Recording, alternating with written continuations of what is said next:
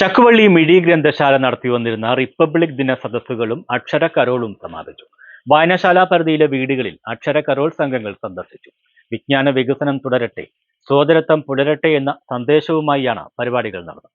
Indian റിപ്പബ്ലിക്കിന്റെ 77ാം വാർഷികത്തിന്റെ ഭാഗമായി സംസ്ഥാന library കൗൺസിലിന്റെ നിർദ്ദേശപ്രകാരമായിരുന്നു ചക്കുവള്ളി മിഴി ഗ്രന്ഥശാലയിൽ റിപ്പബ്ലിക് ദിന സദസ്സുകളും അക്ഷരക്കരോളും നടന്നുവന്നത്.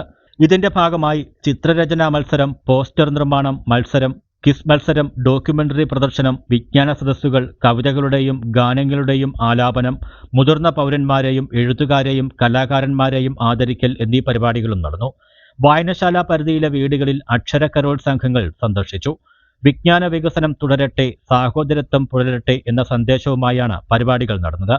സമാപന സമ്മേളനം Kunnathur taluk library council vice president B Bineesh ഉദ്ഘാടനം ചെയ്തു. അർബനിൽ നിന്ന് പീറ്റർ മാരിസ്ബർഗ് എന്ന് പറയുന്ന റെയിൽവേ സ്റ്റേഷനിൽ എത്തിയപ്പോൾ ആ ചെറുപ്പക്കാരനെ 23 വയസ്സുള്ള ചെറുപ്പക്കാരനെ ബലമായി പിടിച്ച് വലിച്ച് ആ റെയിൽവേ സ്റ്റേഷന്റെ പ്ലാറ്റ്ഫോമിലേക്ക് തള്ളിയിട്ടു. അയാൾ അതിലേക്ക് മറന്നിട്ടുണ്ട്.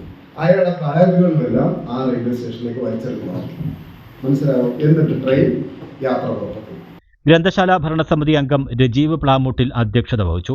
പോരുവഴി ഗ്രാമപഞ്ചായത്ത് അംഗം എം മനു, മാധ്യമപ്രവർത്തകൻ ആർ ഹരിപ്രസാദ്, അക്കരയിൽ ഹുസൈൻ, മധു സാന്ദീപനി, അൽസന്ന ഷഫീഖ്, സബീന, ബൈജു, ഷമീറ ഷമീർ, നസീ നൌഷാദ് എന്നിവർ പ്രസംഗിച്ചു.